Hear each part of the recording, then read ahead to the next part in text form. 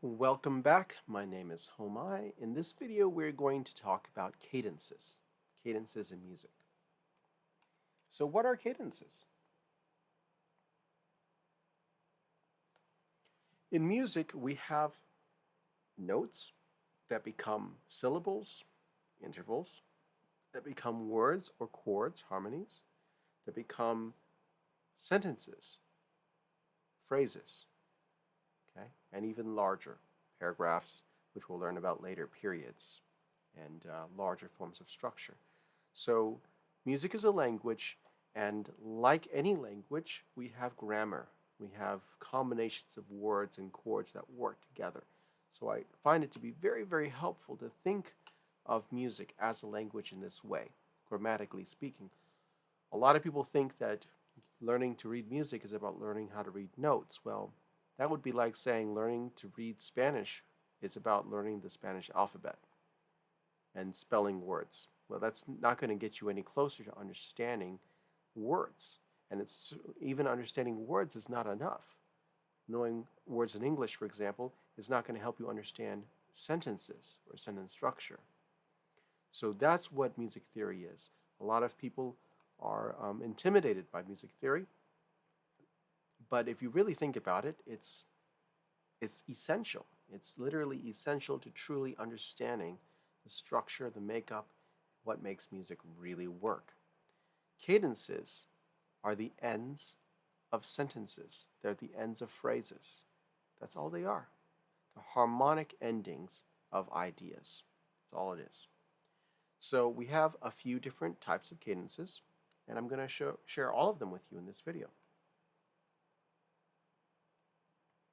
Cadences are related to chords themselves. Okay, so the first type of cadence I'd like to introduce you to is a 5-1 cadence, a 5-1 cadence.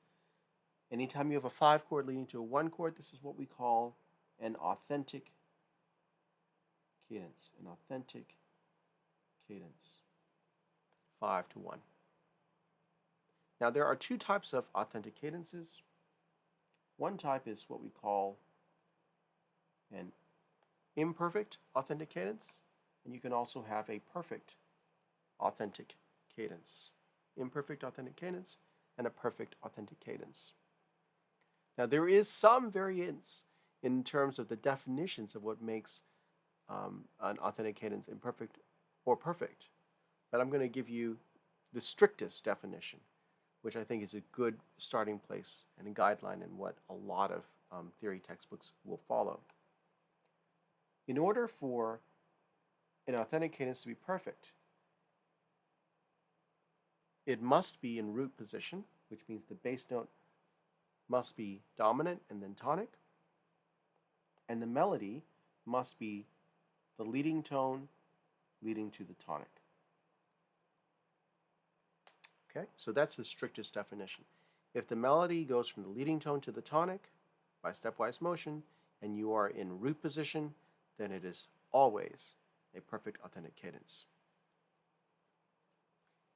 Imperfect authentic cadences is an authentic cadence that doesn't follow all of those parameters. So for example, it's not in root position, or the melody doesn't end on tonic, or it doesn't lead to tonic from the leading tone. Now, there are some looser interpretations of perfect authentic cadences that say that the soprano simply needs to end on tonic. Okay, so again, some variation, although this is the most common definition. So let's take a listen to some examples, because this is what's really going to help you appreciate why we have some different terminology. So I'll play a 5-1 cadence in C major. My melody is leading tone, tonic. So this would be a perfect authentic cadence. Notice how strong it sounds. It has a really confident sound to it.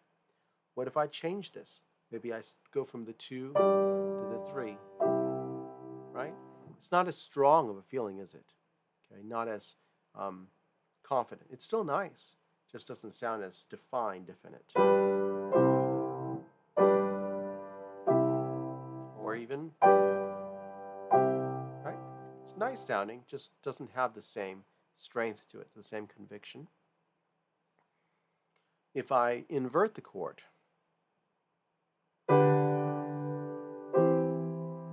wow, that changes it so much. My melody was still leading to the tonic, but notice here, wow, that changes the feeling, and now it doesn't have the strength anymore. It's much more delicate, it's more tender. Maybe there's a sense of compassion in it, tenderness, right? So I think it's really cool to understand how the changes affect the feeling of the music. To me, this is like cooking, okay? Music theory is the recipe, and oral skills, listening, is the tasting. So if we were doing food, if I was teaching you to cook, I wouldn't teach you the recipe separate from the tasting. We would do it at the same time, right? I would say, hey, we're adding salt. And you might ask, why are we adding salt? And I wouldn't say that's the rule. I would say, well, taste it. It tastes good if you use the right proportions and the right foods, of course. So it's the same thing. It's like understanding theoretical principles outside of the sound of it and the effect of it. It's just not that interesting and can be very confusing. So imperfect authentic cadences serve a very great role if you are writing something and you don't want it to sound super strong or super confident. Maybe you want to give it a sense of tenderness. Tell you what, inverted. First inversion is one of the best inversions out there. Um, I write in first inversion a lot. Take a listen to this. If I do first inversion 1, right? Wow, isn't that nice? It's got a really nice.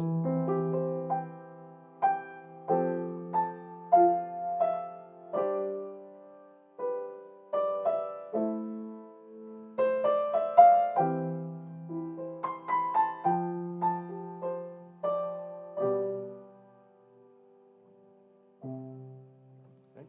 I used a 5 inverted there too, right?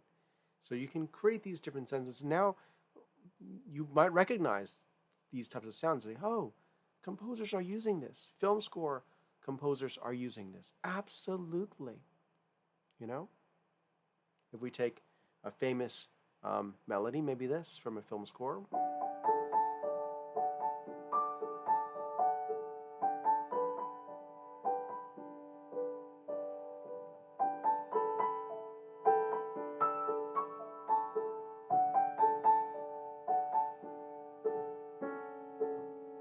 Okay? We're using some inversions there to create different effects. Also, the registration being higher is giving it that more of a tenderness. Being in the key of D major. D major is the key of innocence, for example. We should do a video on just keys and the different emotions and the colors within each key. Going off topic a little bit, a lot of people think that perfect pitch cannot be learned. It absolutely can be learned because every single note has a different color to it. You just have to learn to hear the nuance to it, the texture of it. Okay, so authentic cadence, we have imperfect authentic cadence, perfect authentic cadence. Let's go to another one. Another cadence, I'll do this in red here, is one that leads to 5. Usually, it's preceded by 1, but it doesn't have to be. It's any cadence that ends in 5. This is what we call a half cadence. It's called a half cadence because it doesn't sound complete. So I'll give you an example here. Let's say I'm playing something.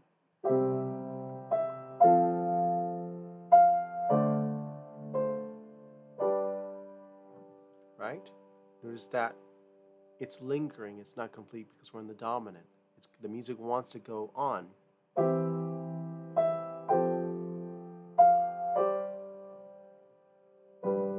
I'm still doing another half cadence. Okay, so by using these half cadences, I'm creating this tension because I'm delaying resolution. Another way of thinking of a half cadence is punctuation, like a question mark. Ending a sentence with a question mark in a story. posing a question. What comes next? That's a half cadence, ending on the dominant. Let's talk about another cadence. This happens to be my favorite cadence. It's what we call a deceptive cadence. A deceptive cadence is 5 to 6. This can be a 5 to 6, minor 6 in a major key, or 5 to major 6 in a minor key.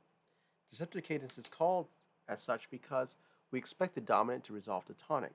So by resolving to the submediant, the 6th chord, it surprises us, it deceives us. So let me give you an example. Let's change keys just for interest. I'm just making this up, so I don't know how I'm leading to it. I'm just saying I'm going to go there somehow.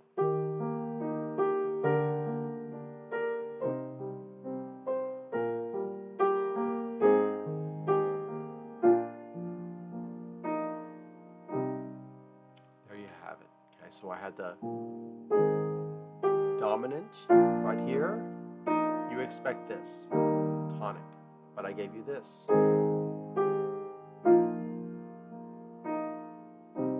Minor 6.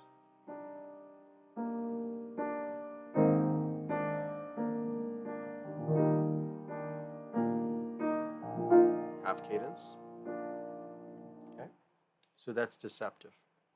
We could also go from a minor, let's say maybe D minor, for example.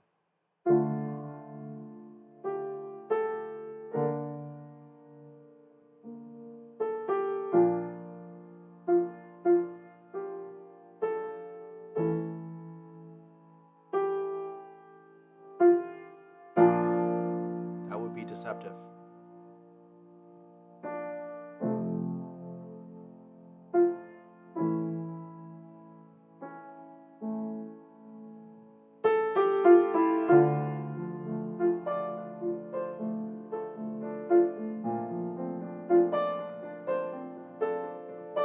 Okay, we could just, improvise all day long and just have fun exploring different ideas.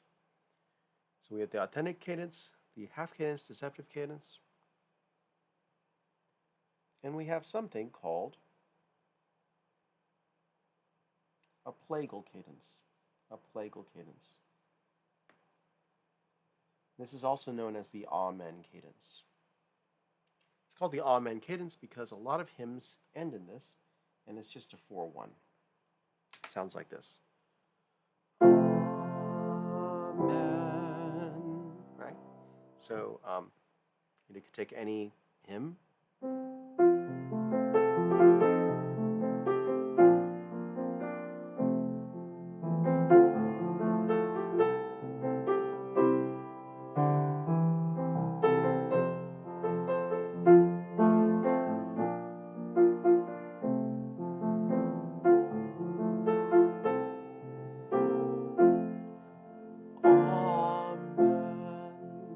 That's 4-1.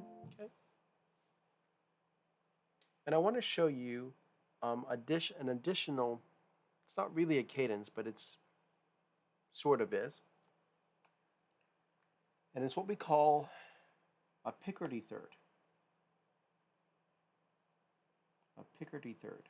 And a picardy third occurs when you go from, in a minor key, you're in a minor key, so like C minor, for example, a minor key, and you go from a 5, or it doesn't have to be a 5, but you end, instead of on the expected minor 1, you end in a major 1 instead, known as a picardy third. So you might have been in minor the whole time.